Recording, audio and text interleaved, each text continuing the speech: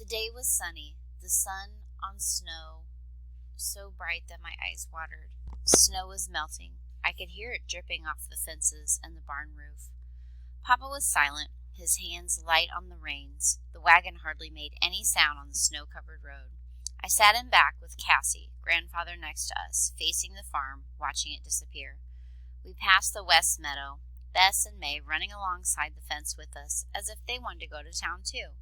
We passed the slough, thick with ice. There was no clouds. The land stretched out so far that my eyes couldn't even see the places where the sky came down. "Sing a song, Grandfather," said Cassie. Grandfather ignored her. "Please," said Cassie. "I don't sing songs," said Grandfather. "Never?" asked Cassie. "Never." "Never once?" asked Cassie. Grandfather was quiet, but Cassie wasn't.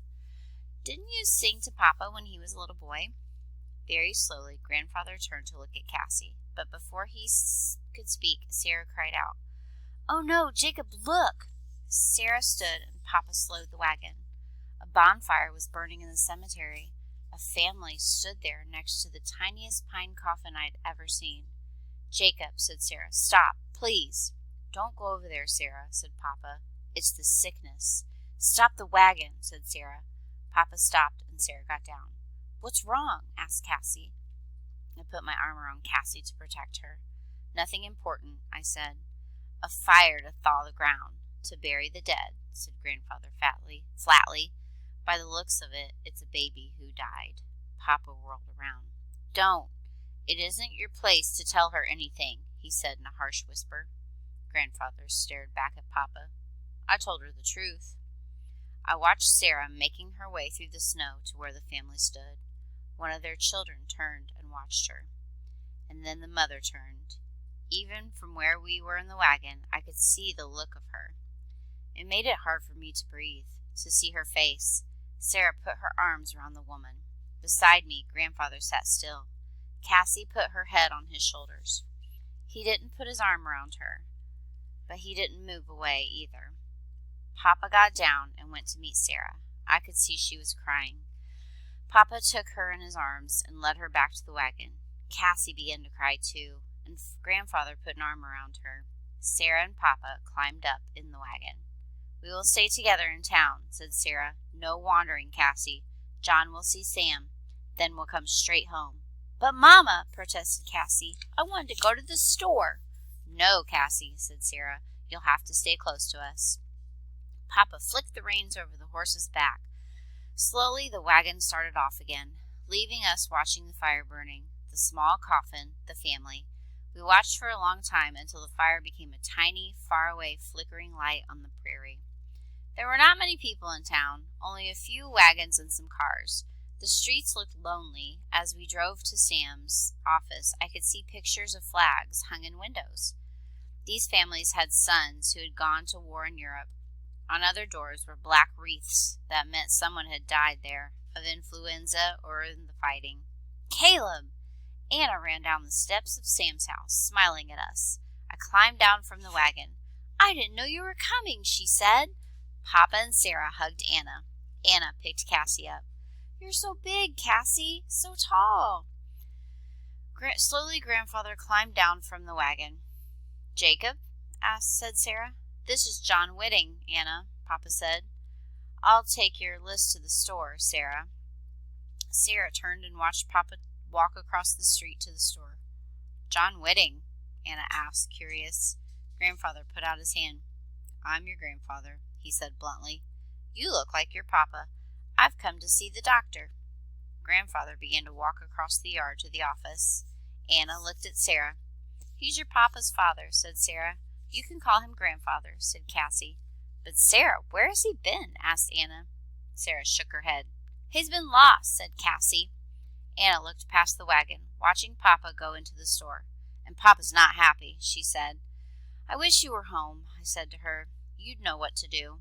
Anna turned. "Wait, I'll take you into the doctor," she called to Grandfather. Grandfather waved his hand and climbed up the steps. "I'll do this myself," he said. Anna smiled. "I was about to ask what he was like," she said. "That's easy," I said. "He's like Papa," we said at the same time, laughing.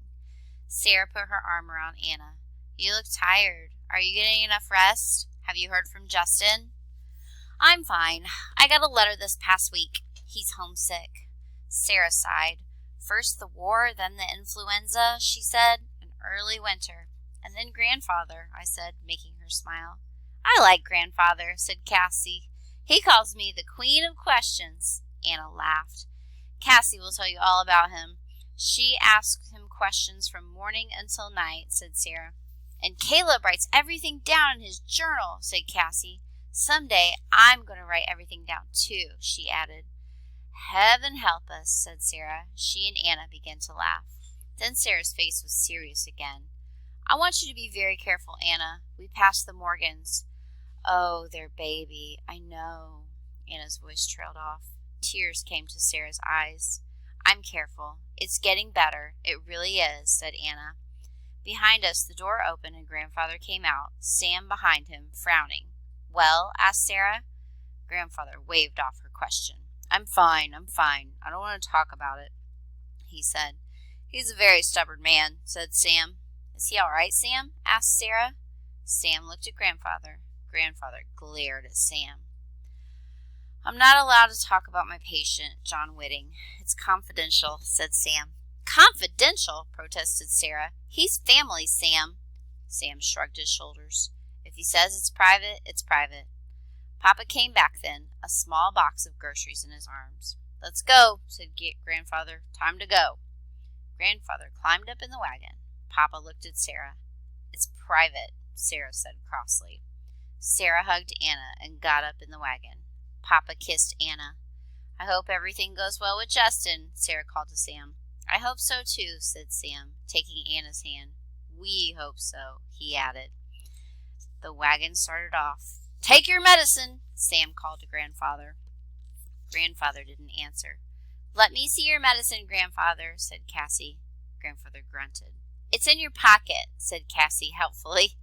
Grandfather sighed and took 2 bottles out of his pocket. What does this say? Asked Cassie. I can't tell you, said Grandfather. I don't have my eyeglasses. Eyeglasses?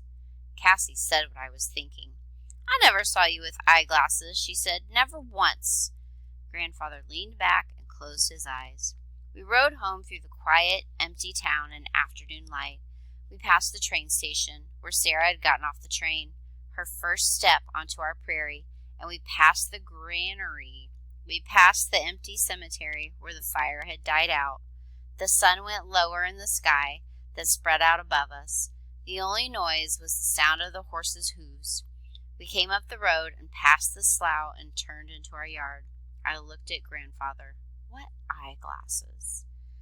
I pushed open the door to Grandfather's room. Grandfather was folding his clothes on the bed, the 2 or 3 shirts he had brought, his worn pants. It's late, Caleb, he said. You should be sleeping. You should be too, I said. Good night then, Caleb. Grandfather leaned over to blow out the oil lamp.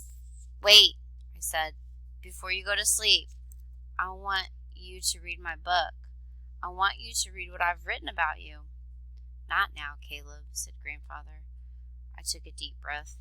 I'll read it to you, Grandfather, I said. I opened my book. I began to read to him. I love that Grandfather has come to our farm, his farm. I love having a grandfather who will teach me about a time I never knew. Someone who can tell me that he had a sweet dog, Rags, and that once he fell out of a tree in the West Meadow.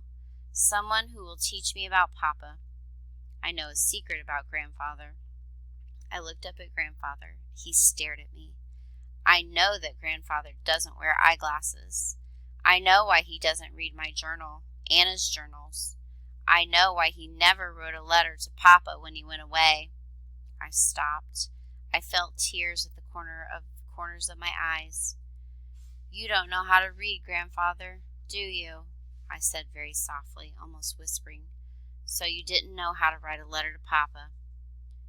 Grandfather didn't say anything. I moved closer to the bed and showed him my book. You can learn, I said. You can. That's enough, Caleb, he said. Grandfather moved to the window. He stared out into the dark. I'm too old, he said more softly. I went over and took Grandfather's hand. Grandfather, I said, looking up at him, I'm going to teach you. Chapter 8. There was school, day after day. I rode Bess the 2 miles there and back. I carried my notebooks with me in my pack, writing in it at recess and lunch, sometimes writing in it when I was supposed to be doing other work. There were 12 of us in our one-room schoolhouse, ages 6 to 15. We all helped each other. Sometimes the older ones helped the younger ones. I taught Lily how to read, but sometimes the younger ones helped the older ones. Joseph was good at addition and long division. He was only 9, but he was the best at figures. I depended on Cassie for news at home during the day. What happened today? I whispered. Nothing. It's too quiet here, Caleb. Only Min plays with me. Stay home from school, please. I can't do that, Cassie. Papa doesn't play games with me. He works in the barn all the time. What about Grandfather? Grandfather takes walks. Sometimes he talks to Sarah. He stays in his room. What does he do there? I don't know. Maybe he reads, said Cassie. I don't think so, Cassie, I said. It was hard to escape Cassie. She wanted to play. She wanted me to read books to her. She wanted to skate in the slough with me when the snow had been cleared. But every evening I went up to Grandfather's room and shut the door. The next 2 weeks, in secret, we read nearly all of Anna's journals, so Grandfather knew about our lives without him. Grandfather learned quickly, as if he had been ready for this. Dear Mr. Jacob Whitting, read Grandfather haltingly, slowly. I am Sarah Wheaton from Maine. He looked at me. This was her first letter to Jacob, he asked. I nodded.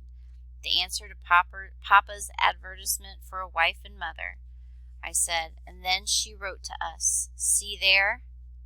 I pointed, and Grandfather began to read. My favorite colors are the colors of the sea, blue and gray and green, depending on the weather. Grandfather sat back. She came a long way. We were excited, I said. Sarah wrote that she was coming, and then she added something for Anna and me that made us even more excited. What? Asked Grandfather. What did she write? I turned the pages of the journal. There, I said. I couldn't help smiling. Tell them I sing, read Grandfather. He couldn't help smiling either. We were afraid she wouldn't stay, I said. She loved Maine. Grandfather nodded. He closed the book that Anna had written so long ago. I could tell our lesson was over for today. Grandfather walked to the window and looked out over the farm. You always love what you know first, he said. Always, he repeated softly. On Saturday, there were clouds in the sky. The air felt damp and raw. I knew it would storm again. It was stormy in the house, too. Papa came in for meals, but spent most of his time working, fixing fences, shoveling out stalls, and putting down new hay, making sure that the barn was strong enough for winter winds. Grandfather took long walks and once helped Sarah cook a stew, but I could tell she was upset with both of them for not talking. Cassie talked for everyone, and it was Cassie who caused the trouble. We ate an early supper, the wind outside whining around the corners of the house, the candles on the table flickering. When I was born, said Cassie suddenly, Mama and Papa named me Cassie. That was my grandmother's name. Everyone was still. Everyone knows that, Cassie, I said, softly, warningly. Grandmother was his wife, I whispered. Papa didn't look up. He kept eating his stew. Grandfather looked at Cassie and surprised us by smiling. Your grandmother would have liked you, Cassie, he said. That is one thing I know. Papa stood up, his chair crashing to the floor behind him. Cassie's fork clattered to her plate. Papa's face was dark, and I don't ever remember him seeing so angry. I'm at the bottom of page 89. I want you to encourage your child to read the rest of it on their own or read it together.